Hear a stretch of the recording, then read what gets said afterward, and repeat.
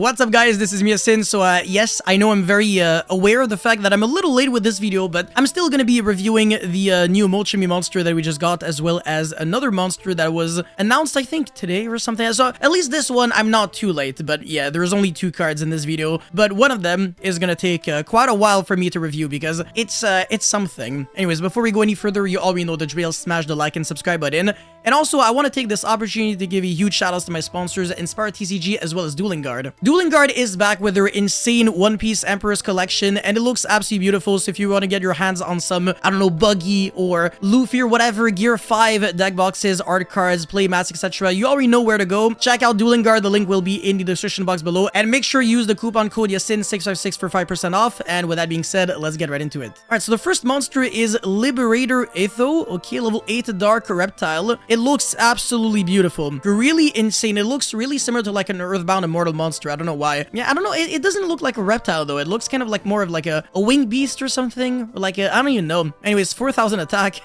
Yeah, okay, that is a lot. And 0 defense. This might be like the highest attack stat I've seen on a level 8 monster. Maybe. Anyways, cannot be normal summon or set, obviously. Must be special summon from your hand or graveyard by paying half your life points while your opponent has a monster card on their field or in their grave with an effect that can activate in the hand and or monster zone, but activates in response to the activation of a card or effect to do so. You might as well like add the condition of, yeah, unfortunately you can only use this card on a Thursday night. Deadass, I don't understand why the freaking summoning condition is this long. It's actually longer than the effect. It's insane. And you can only summon this card once per turn this way. It better have a broken ass effect. Deadass, you gotta pay 4k life points, and when your opponent has a monster on field or in grave which has an effect that can only be used in response to the activation of a card or effect, it's ridiculous. Like your opponent would have to ash you and then you can summon this. It looks complicated, but it's not. First things first, this card's special summon cannot be negated, so you can forget about Solemn Judgmenting this card. Not too bad. This card in the monster zone cannot be used as a material for a fusion, synchro, exceed, or link summon. Also, it is unaffected by monster effects activated on your opponent's field during your turn only. So in other words, on your opponent's turn, this card actually just does nothing at all. It's not even a threat because it's a 4k monster that doesn't do jack shit. So yeah, in other words, this card is, I don't want to see cheeks, but yeah, kind of cheeks. Anyways, let's get into the new Molchimi monster, Molchimi Niarus. Very interesting. I wonder what this reminds me about. This is literally Mew. I swear to God, it's actually Mew. It's just Mew. There's no other way to put it. Like, it's Mew multiplied by a lot. So it's Mew that used hold on, what's the, is it double team? No, not even. That doesn't really multiply the amount of Mews out there. I don't know, there might be like a jutsu that allows you to multiply yourself. I don't even know.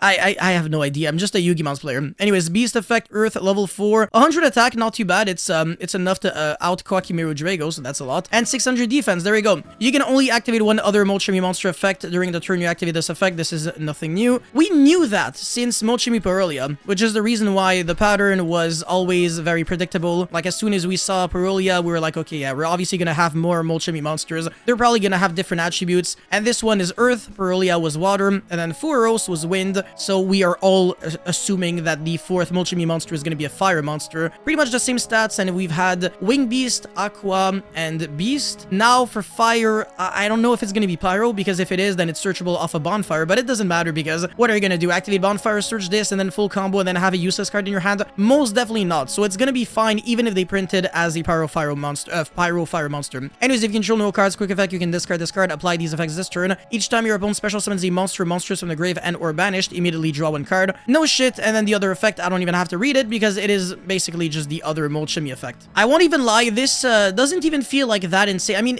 you get to draw 1 card when your opponent uses Monster Reborn, or like against the Horus engine, for example. It's obviously really insane. It kind of just shuts it down because you don't really want to summon a lot of Horus monsters under that effect. But I can't really think of like too many decks that will really scoop to that. Like Ritual Beast loses way harder to the first 2 Molchimi monsters. The thing is, if you're playing this card, it means that you're not maxing out on the other Molchimi monsters, because I just think the other ones are objectively better. This is by far the worst one, and this is going to be the first Molchimi monster that I think everybody can afford, because obviously it's going to be a secret rare. That's not even like up to debate. Like the pattern so far is that all of them have been secret. The next one is going to be secret as well, for sure. And it's still a card that will have some form of value, but it's not even going to be anywhere close to the amount of, you know, value that the other Molchimi monster have. I'm really just trying to think if there's a deck that really just doesn't like being under the effect of this, but Yeah, no, not really. It's just really weak. Let me double check at the very least the list of all the best decks out there, because again, I can't really think of anything. So first of all, Snake Eyes. If your opponent goes Oak and then Flabberge, I guess you get to draw 2 cards. It's fine. Against Tubel, whatever. I mean, sure. But again, Fueros is just better.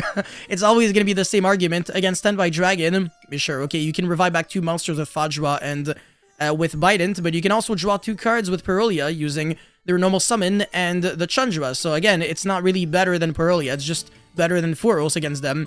Against Fire King, there's... Oh, actually, against Fire King, it's not too bad, huh? You can draw 1 off of Kirin, 1 off of Arvada, but that's so easy to play around that it's just not even real. Against Promethean Princess, you draw 1. Sure. You know what? I'll give it a pass. It's not garbage. Against Voice's Voice, you draw 1 for the Novox when it comes back. Kind of about it. Against Despia, you probably draw like 1 to 2 to maybe 3 cards. I'm not sure. Against Memento, oh my god. Yeah, okay, this is where this card is unfair, actually. Against Memento, holy god, this card is insane.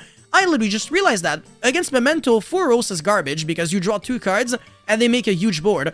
But this against Memento wipes the floor with them. Alright, okay, you know what? This card is not useless. If they summon back a Chiron, you draw 1. If they summon back the boss monster, you draw 1. Twin Dragon or the Field Spell, you draw another card. Yeah, you can draw a bunch of cards really quickly. Against the White Force deck, at the current moment, I don't think it's that insane, but it's definitely not garbage. Yeah, I would not sleep on it.